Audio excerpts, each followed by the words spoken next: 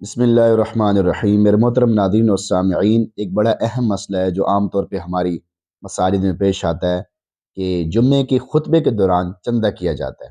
اب یہ ایسا کرنا صحیح ہے کہ نہیں صحیح؟ یعنی جب خطبہ ہو رہا ہے تو خطبہ چونکہ بہت اہم ہے، اس وقت میں آپ کسی سے بات بھی نہیں کر سکتے۔ اگر کوئی بندہ بات کر رہا ہے تو آپ اس کو بات سے منع بھی نہیں کر سکتے، اشارہ بھی نہیں کر سکتے، بس آپ اس کو چھوڑ دیں۔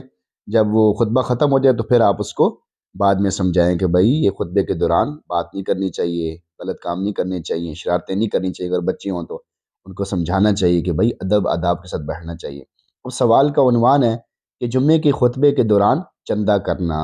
جواب: بسم اللہ الرحمن الرحیم۔ خطبے کے دوران چندہ کرنا شرعاً جائز نہیں ہے۔